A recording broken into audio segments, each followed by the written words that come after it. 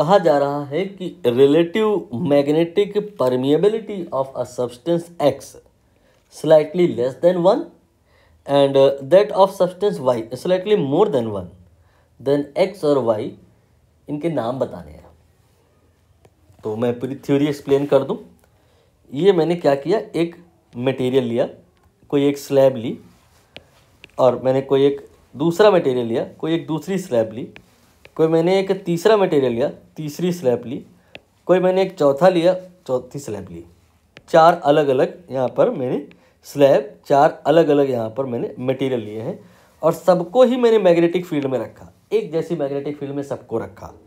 Suppose करिए वो magnetic field जो हमने बनाई है, बाहर से डेवलप करिए, सपोज कर लो जैसे यहाँ पे नॉर्थ है और यहाँ पे साउथ है, और नॉर्थ से साउथ की तरफ मैग्नेटिक फील्ड एग्जिस्ट कर रही है, नॉर्थ से साउथ की तरफ मैग्नेटिक फील्ड एग्जिस्ट कर रही है।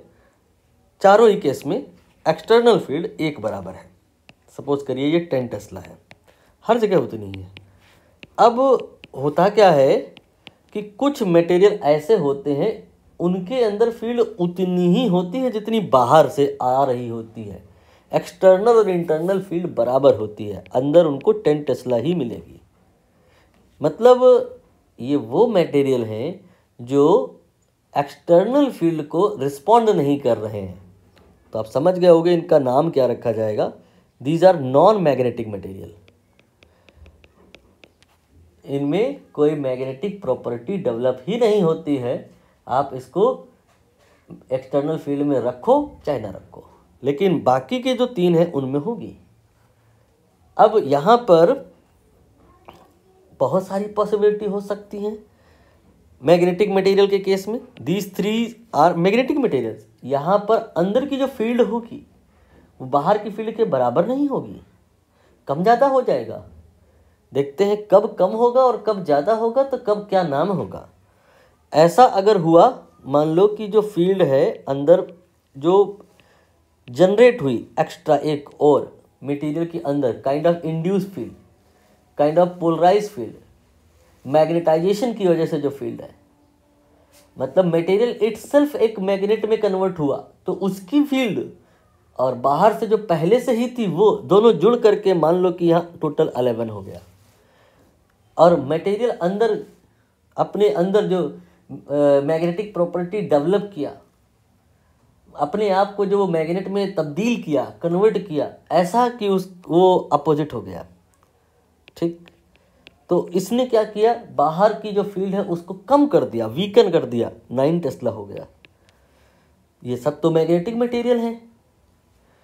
तो इसको जो कहा जाएगा, जहाँ फील्ड बढ़ गई है, पैरा मैग्नेटिक मटेरियल, और जहाँ कम हो गई है उसको कहा जाएगा डाया मैग्नेटिक मटेरियल।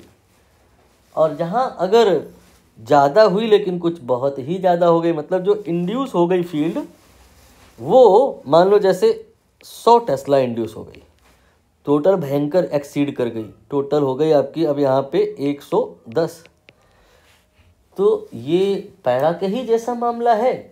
यहाँ पर मटेरियल में जो मैग्नेटाइजेशन हुआ है कुछ इस प्रकार से हुआ है, अपने आप को मटेरियल ने मैग्नेट में कन्वर्ट किया है, कुछ इस प्रकार से किया है कि फील्ड बढ़ गई है अंदर इनसाइड द मटेरियल, लेकिन अमाउंट बहुत ज़्यादा है। इसके अंदर की जो रीजनिंग है, मैग्नेटिक डोमेन फॉर्मेशन हो जाता है इसके अंदर। तो इसका एक स्पेशल कैरेक्टरिस्टिक्स है, इसलिए इसका एक स्पेशल नेम दिया गया है, इसको कहा गया है फेरो मैग्नेटिक मटेरियल। तो ये 3 प्रकार की स्टोरीज हैं मैग्नेटिक मटेरियल में। बाकी एक तो पहले ही डिस्कार्ड हो गया था, date was non magnetic.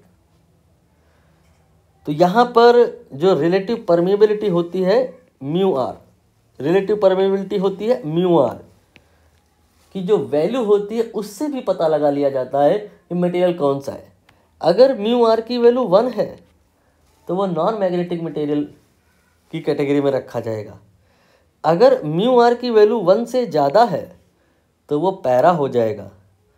Mu R की वैल्यू 1 से कम है तो वो डाया हो जाएगा। अब बताओ आपकी फेरो के केस में क्या होगा, जैसा पैरा में था वैसा फेरो में होगा, बस अमाउंट ज़्यादा होगा। म्यू आर की वैल्यू 1 से ज़्यादा होगी लेकिन बहुत ज़्यादा होगी, दैट टाइम फेरो मैग्नेटिक होगा। अब आप एक बार रीड कर लीजिए स्टोरी पूरी, क्वेश्चन पूरा आपको खुद समझ आ जाएगा कि यहाँ पर लेस देन यूनिटी जहाँ है, मतलब अपोजिट साइड में फील्ड जनरेट हुई है तो फील्ड रिड्यूस हो गई है, वीकन हो गई है। ये जो लक्षण हैं, ये जो सिम्टम्स हैं, ये डायामैग्नेटिक को बता रहे हैं। एक्स यहाँ पे डायामैग्नेटिक हो गया और जहाँ वैल्यू बढ़ गई है वो आपका पैरामैग्नेटिक हो गया। तो यहाँ पर एक्स डायामैग्नेटिक और वाई जो है वो पैरामैग्नेटिक होगा। फेरो नहीं ले सकते, क्यों? Because of this word slightly लिखा है ना, फील्ड बढ़ी लेकिन थोड़ी सी बढ़ी है, बहुत ज़्यादा नहीं बढ़ी है। अगर ज़्यादा बड़ी होती तो फिर वाई को हम पैरा नहीं फेरो बोलते हैं। फिलहाल यहाँ हम बिकॉज ऑफ कीवर्ड स्लाइटली वी से वाई इज पैरामैग्नेटिक।